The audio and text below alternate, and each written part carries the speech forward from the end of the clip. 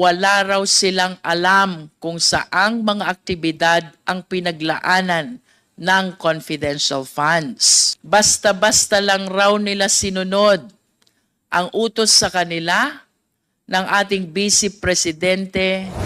They signed them under oath. They also lied under oath. Paulit-ulit silang nagsinungaling. The next offense that I wish to raise, Mr. Chair, is bribery. To reiterate, while it has been said repetitively already, that our ultimate objective here in conducting this inquiry in aid of legislation is to be able to enhance existing laws, come up with new ones if the need are determined, Mr. Chair. Nevertheless, we cannot brush aside, certainly, all the abuses and infractions that we have identified during the course of our inquiry in aid of legislation. And in addition to the offenses which have been raised already by our esteemed colleagues, I wish to add perjury. Perjury can be committed orally or in writing. If it is orally, the perfect example or illustration, I believe, are misrepresentations during inquiry in aid of legislation. We often hear this: you will be committing perjury because all resource persons in inquiry in aid of legislation and even in all forms of investigation, we place them under oath. At ang lahat ng pagsisinungaling while under oath, we call it perjury. Again, the best illustration of an oral perjury are those committed by resource persons appearing in this investigation while making several misrepresentations. However, Mr. Chair, when it comes to written perjury, I wish to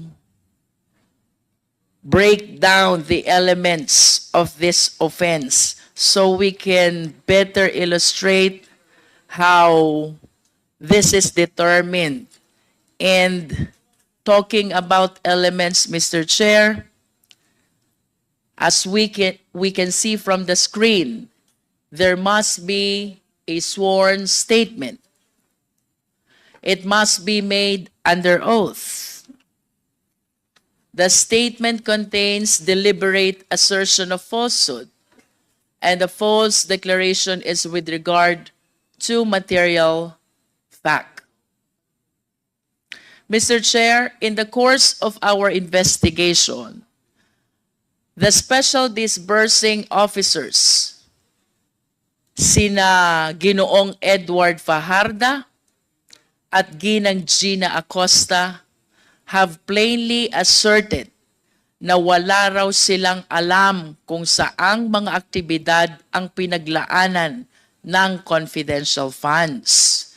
Can we please flash the certifications? Ayon sa kanila, basta-basta lang raw nila sinunod ang utos sa kanila ng ating Vice Presidente na ipasa ang confidential funds in the total amount of 612.5 million pesos, lagpas, Mr. Chair, sa kalahating bilyon sa ibang tao na siya raw na mahala at nag-disburse nito. Pagkatapos ay ipinasa lang din ng mga SDO sa COA ang mga accomplishment reports at ang mga acknowledgement receipts na ibinigay sa kanila. Pero hindi nila alam kung totoo ang nakasulat sa accomplishment reports, kung totoo or peke ang mga acknowledgement receipts at kung saan talaga ginamit ang pera. We have witnessed this, Mr. Chair, during the interpellation of SDO Edwin Fajarda of the Department of Education, as well as SDO Gina F. Acosta of the OVP. After they testified na ipinasa nila sa mga security officer ng Vice Presidente ang pera, wala ka nang makuhang impormasyon because they kept on giving an answer. Wala silang alam dahil ang kabuuan ng halaga ay ibinigay nila sa mga security officers. Ito pong certifications, Mr. Chair, is the perfect illustration of a written perjury. Halimbawa ng tinatawag natin na written statement made under oath.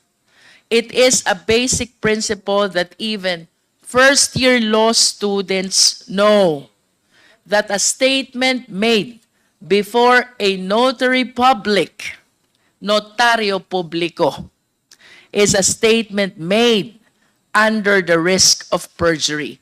In other words, Mr. Chair, when we talk about perjury, that includes the documents which were notarized by notary publics, sworn to before notary publics, similar to the certification that we are currently flashing on the screen. Now, let us look closer at what these certifications say. Ano po ba ang nilalaman ng mga certification na ito? Number one, yung expenses where the confidential funds were supposedly spent on were incurred in connection with the agency's intelligence and or confidential operations and activities. I wish to reiterate, paano po malalaman ng ating mga special disbursing officers whether the first certification is indeed correct if they simply handed the money to the security officers? The second content, yung mga pinaggastosan raw ng confidential funds ay necessary and utilized for legal purposes. Again, Mr. Chair, how will they certify to this fact when they are totally unaware about the activities where the confidential funds were allegedly spent? Third, alam raw nila na hindi napunta ang funds sa mga gastusing ipinagbabawal sa confidential funds, kagaya ng payment of salaries and wages, overtime, allowances, or fringe benefits. Mr. Chair, I wish to raise, there is one common answer coming from our SDOs. Wala silang alam dahil ang pera ay ibinigay sa mga security officers. Fourth certification, any equipment purchased was supposedly relevant to the confidential and or intelligence activities. Mr. Chair, suffice it to say that the SDOs are totally unaware of how the confidential funds were spent, primarily because they were not the one who disbursed the same. E paano po nila patututuhanan ang nilalaman ng mga certifications na ito? Certifications which were sworn to before a notary public. To emphasize, Mr. Chair, and as seen from one of the certifications, which our Secretariat is showing right now, our Vice President and SDO Acosta signed and certified this certification before the notary public, and that is Attorney Abella. Ano po ba ang sabi ng mga SDO? We all learned from the hearing on November 25 that while SDO Acosta did encash the check, according to her, wala po siyang alam kung saan napunta yung confidential funds kasi po ito ay turned over sa VP SPG. Mr. Chair, this is totally, if not completely contradictory to the contents of the certification. It's the exact same story for Mr. Fajarda of DepEd, Mr. Chair. Sabi po nila, Ms. Acosta at Mr. Fajarda, sa ating pagdinig na hindi talaga nila alam kung saan ginastos ang pera. In other words, malay po ba nila kung napunta nga ba sa intelligence or confidential operations and activities ang pera? Malay po ba nila kung totoo yung mga pinagsasasabi na accomplishment report, liquidation report, and most importantly, certification? But they signed it, Mr. Chair. They signed them under oath. This means, Mr. Chair, that Ms. Acosta and Mr. Fajarda did not only violate the joint circular, they also lied under oath dito sa kanilang certification. They did this not just once, not just twice, but thrice for Mr. Fajarda. And for Ms. Acosta, I have to state, she did it 4 times. Paulit-ulit silang nagsinungaling sa kanilang certifications, Mr. Chair. The next offense that I wish to raise, Mr. Chair, is bribery. And we have to take this in consideration with the counter-offense, corruption of public officers. Simply stated, Mr. Chair, sa isang korupsyon or anomalya, may isang nanunuhol at may isang sinusuhulan. The offense committed by the author of corruption is Article 212, that is corruption of public officers. On the assumption, Mr. Chair, na tinanggap ang suhol, then the offense committed by the one who received the money, we call it bribery. Let us discuss first bribery, Mr. Chair. Ano ang elements ng bribery? There must be a public officer. The accused is a public officer. He received directly or through another some gift or present. The receipt was in consideration of his commission of some crime, and that relates to the exercise of his function as a public officer. Of course, kailangang ma-mention ang mga krimen ng mga nagsuhol at mga nagpasuhol. Ito po ang mga elements ng bribery. Malamang lahat ng mga tao na naimbestigahan natin ay public officials who receive amounts of not just any money, but possibly of confidential funds as well. Corruption of public officers. Siyempre, kung may mga tumatanggap ng suhol, may mga nagsusuhol. Sila naman po ay magiging liable sa krimen ng corruption of public officers. Again, Mr. Chair, for clarity, ang nanuhol ay liable sa corruption of public officers. Ang tumanggap ng suhol, they are liable for bribery. Ibig sabihin, may isang special krimen para sa nagsusuhol ng mga public officials.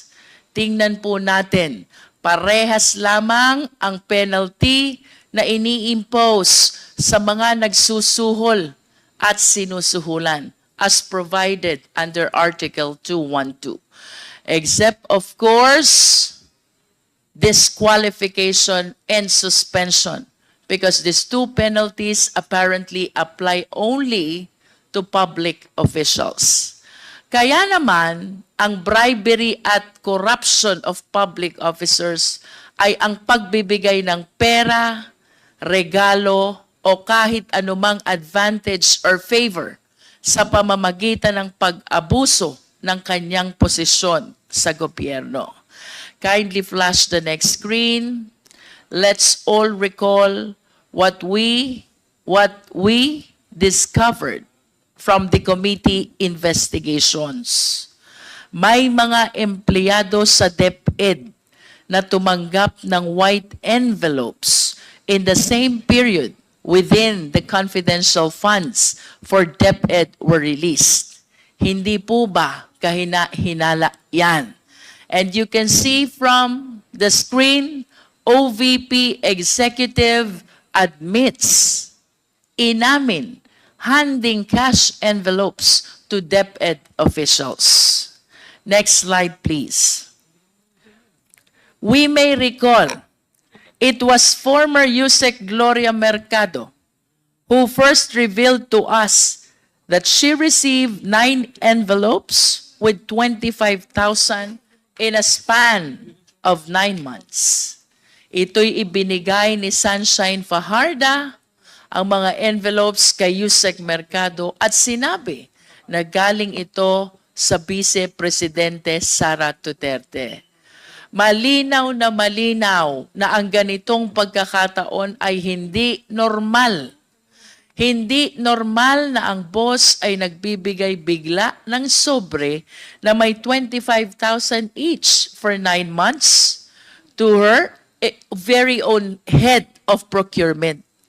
Anyone can easily conclude that this is not merely out of generous heart of VP Duterte, but was precisely given in attempt to influence USEC Mercado, to which she failed to do.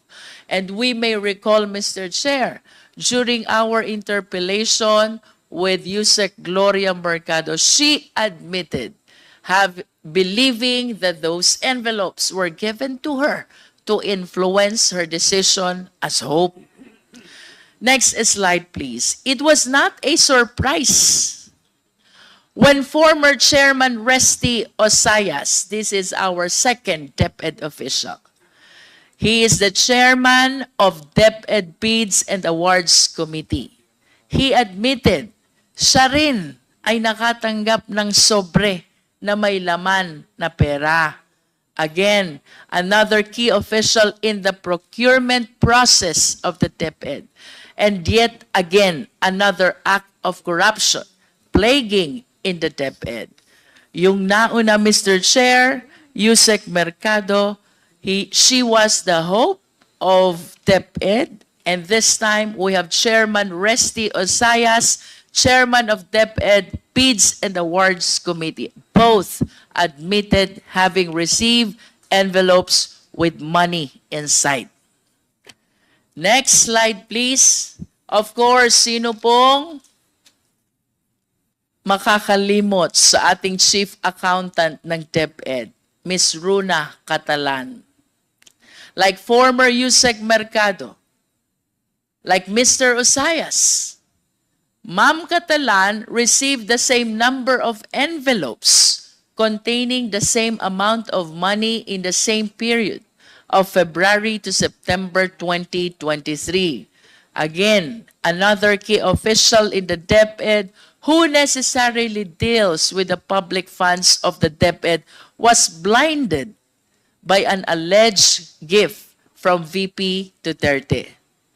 But it was later on revealed that she was requested by Sunshine Fajarda, the very person who handed her the envelopes, to sign the liquidation reports without its supporting documents. Again, corruption prevailed. Mr. Chair, in line with the issue of bribery and corruption, I wish to manifest that there is a chance that the three key officials of DepEd, who I previously mentioned, USEC Mercado, Mr. Osayas, Ms. Catalan, were not only employees of DepEd who receive envelopes with cash. I believe that it is only a matter of time.